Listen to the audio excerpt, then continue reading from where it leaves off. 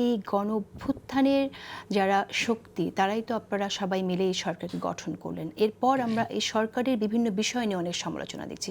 ঠিক এই বিষয়টাই আমরা আলোচনায় ছিলাম। এখানে ব্যারিস্টার আসাদুজ্জামান ফুয়াদ যেটা বললেন যে পলিটিক্যাল রেটরিক, আপনারা এই পলিটিক্যাল রেটরিকই কি আসলে কারণেই কি সমালোচনাগুলো, নাকি আসলেই কোনো যৌক্তিক কারণ আছে? আমরা অনেক তির্যক মন্তব্য শুনছি সরকারকে নিয়ে, সরকারের অনেক কাজ নিয়ে। সরকারের বিশেষ করে স্পেসিফিক কোনো ইস্যু যেহেতু আপনি বলেন নাই, তার মানে আমি ধরে নিচ্ছি হয়তো রাজনৈতিক মহল বিশেষ করে যারা নির্বাচন দ্রুত একটা জাতীয় ঐক্যমত্যের ভিত্তিতে সংস্কার শেষে ইলেকশন চাচ্ছেন এই আঙ্গিকে, এবং আরও কিছু ইস্যু ইতিমধ্যেই আমাদের মাঝে যেগুলো উঠে এসেছে, যেগুলো শুরুর দিকে তো আমরা জানি নাই, আমাদের কাছে তথ্য ছিল না, সেইগুলোরই সমালোচনা করা হয়তো আপনার ওই আলাপটা বলেছেন বা এখান থেকে আলোচনাটা উঠেছে যে এটা একটা পলিটিক্যাল রেটরিক। আমি মনে করি যে চিটাগং পোর্টের বিষয় আছে, মানবিক করিডোরের বিষয় আছে, সেই অবশ্যই না, এটা আমি নিছক এটা পলিটিক্যাল রেটরিক আমি মনে করি না। প্রথম হচ্ছে যে এই সরকারের ফরমেশনের প্রক্রিয়াটা আপনি যেটা শুরুর দিকে যেটা বলেছিলেন, ওইটা বলেই 9 মাস ধরে আবার অনেক কিছু হয় নাই, বা আমরা চুপচাপ ছিলাম, বা আমরা ওইভাবে শুরুর দিকে আমরা স্ট্রংলি এন্ডোর্স করেছি যে এটা আমাদের সমর্থিত সরকার, আমরা এই সরকারকে নিয়েই রাষ্ট্র সংস্কার এবং স্থিতিশীল পরিবেশ নিশ্চিত করে একটা নির্বাচনের দিকে যেতে চাই। এবং আমার যদি আপনার ওই লাস্ট টু মান্থসে মানে শুরুর দিকের 2 মান্থসের অনেক কন্টেন্ট পাবেন যে অনেক আন্দোলন থামাতে আমরা গিয়েছিলাম, বলেছিলাম যে ভাই অন্তত 2-3 মাস আন্দোলন করেন না, বিকজ গভর্নমেন্টকে স্টেবল করার জন্য। সরকারের ফরমেশনের প্রক্রিয়া শুরুর দিকে আমরা ভেবেছিলাম যে রাজনৈতিক দল সমূহ সহ গণ অভ্যুত্থানের অংশীজনদেরকে নিয়ে একটা জাতীয় সরকার হবে। পরবর্তীতে আমরা যেটা জানলাম যে সেখানে সরকারেরও বিশেষ করে অনেকের আপত্তি যে রাজনীতিবিদরা যদি থাকে তাহলে তারা কাজ করতে পারবেন না, এই কারণে রাজনীতিবিদদের ইনক্লুশনটা হয় নাই, যার ফলে একটা নির্দিষ্ট বলয়ের সরকার হয়েছে।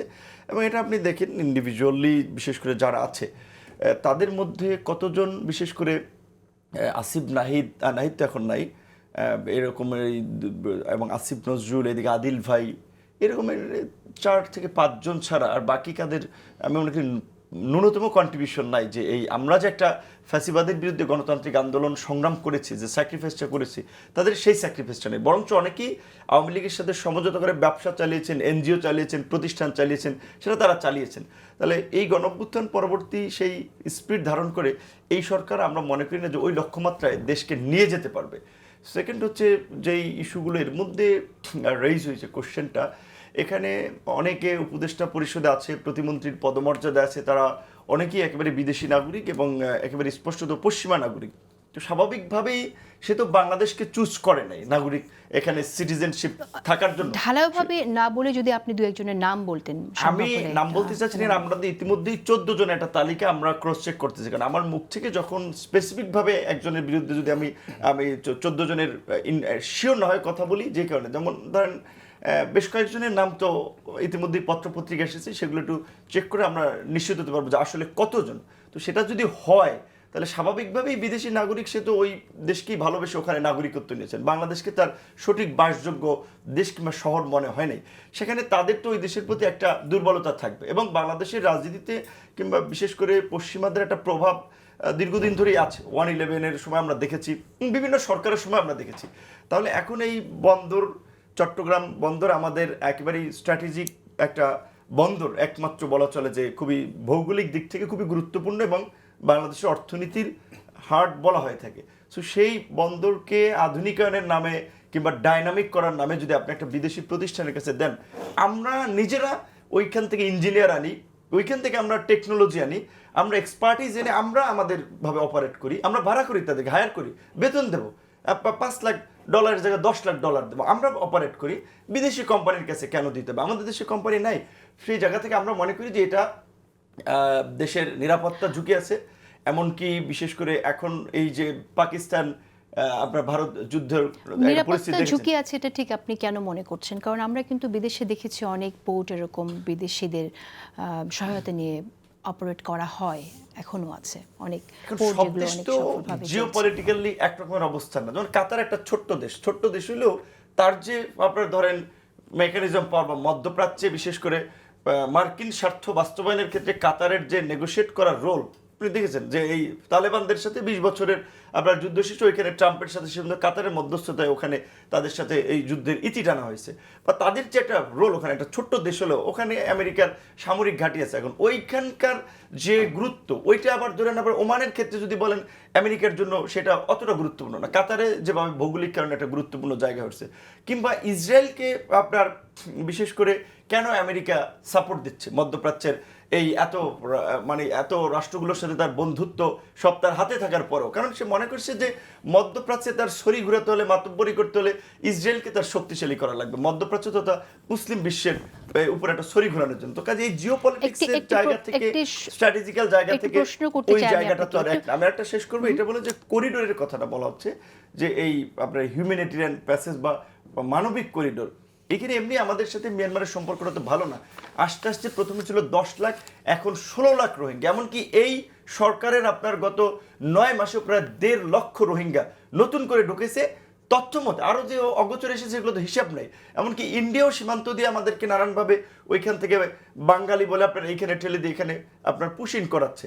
তো এই রকমের একটা অবস্থায় যদি আবার ওখানে এই তথাকথিত মানবিক করিডোরের নামে একটা স্পেস দেওয়া হয়, এইখানে যে সামরিক কর্মকাণ্ড হবে না, এইখানে যে আপনার আমাদের দেশের জন্য নিরাপত্তার ঝুঁকি তৈরি করবে না, সেটাকে আমরা বলতে পারবো? আমাদের কি সেই পাকিস্তানের মতো পারমাণবিক আমরা ঠিক এই জায়গাটা আসবো। যে প্রশ্নটি আমি আপনাকে করতে চেয়েছিলাম সেটা হচ্ছে যে মানবিক করিডোরের ব্যাপারটি এখন অস্পষ্ট। একবার আমরা দেখেছি এটা সিদ্ধান্ত নেওয়া হয়েছে, এরকম একটা ইতিবাচক সিদ্ধান্ত নেওয়া হয়েছে এরকম একটি মন্তব্যের পরে আবার ব্যাপারটি স্থগিত হয়ে গেছে। কিন্তু চিটাগং পোর্ট নিয়ে যখন আমরা কথা বলছি তখন এই সিদ্ধান্তটা কিন্তু প্রফেসর ইউনূস নিজেই নিয়েছেন। তো এখন কি প্রধান উপদেষ্টার উপরে আপনাদের আস্থা আর নেই? না, আস্থা নাই। আমরা সব কাজে তো আপনি উপস্থাপক, আপনার উপস্থাপনা ভালো লাগে, সব কথা তো আমার ভালো লাগবে না। আপনি সবসময় তো একেবারে সঠিক বলবেন সেটাও না। এখন স্যার তার আবেগের জায়গা থেকে বলেছেন কিংবা তার দৃষ্টিভঙ্গি থেকে বলেছেন। এখন সত্যিকার অর্থে কি, এখন আমরা কাউকে ধরেন কি বলবেন যে সম্মান রেখেই বলছি যে রাষ্ট্র একটা সবচেয়ে বড় পলিটিক্যাল ইনস্টিটিউশন। সো এইটা পলিটিক্যাল লোক ছাড়া, এটা নন পলিটিক্যাল লোক দিয়ে আসলে রাষ্ট্র চলে না। এই গভর্নমেন্টের আপনি দেখেন একটা লোক স্ট্রংলি পলিটিক্সের সাথে ইনভলভ ছিল বা পলিটিক্সের মেকানিজমটা বুঝে, একটা লোক নয় টোটাল গভর্নমেন্টে। যে কারণে যখন এই গভর্নমেন্টের ফর্ম হলো তখনই তো আপনারা জানেন যে পলিটিক্যাল লোকজন নেই, তখন কি আপনারা এটা বলেছিলেন যে পলিটিক্যাল লোকজনকে ইনক্লুড করার জন্য? আমরা তো ইভেন তারেক রহমানের সাথে সেই সময় আমি যতদূর জানি যে ছাত্র নেতৃবৃন্দের সাথে আলোচনা, সেই সময় তারেক রহমান এইটা বলছে যে আপনারা এই সময় যারাই দায়িত্ব নেন আলাপ আলোচনা করে তাদেরকে ঠিকঠাক করে 5-6 মাসের মধ্যে একটা ইলেকশন দিয়ে দিলেই তখন নির্বাচিত সরকার বিস্তর সংস্কার বা কাজগুলো করবে। 5-6 মাসের ওই রকম একটা জায়গা থেকে তো দৃষ্টিভঙ্গিটা ছিল। কিন্তু এইটা যে পরবর্তীতে এই ছাত্ররা ধরেন এখানে বৈষম্যবিরোধী ছাত্র আন্দোলন করছে, শিবির, ছাত্র দল, বিভিন্ন ছাত্র সংগঠন, ছাত্র অধিকার, ছাত্র ইউনিয়ন, পুরো এইটাকে প্ল্যাটফর্মকে ব্যবহার করে একটা দল গঠন করবে। সেই দল আবার রাষ্ট্রীয় পৃষ্ঠপোষকতায় ওই জাতীয় পার্টির মতো আরেকটা আবার জাতীয় নাগরিক পার্টি হবে এবং তাদের মধ্যে আবার সরকারের সুযোগ সুবিধা ব্যবহার করে ক্ষমতায় থাকার একটা আগ্রহ বা খায়েশ তৈরি হবে। এবং রাজনীতিতে যে 5ই অগস্ট বা এই অগস্টে যেটা জাতীয় ঐক্য তৈরি হয়েছিল সেটা বিভাজন তৈরি করে এইখানে আবার একটা অন্যরকম পরিস্থিতি, এইগুলো তো আমাদের কল্পনায় ছিল না।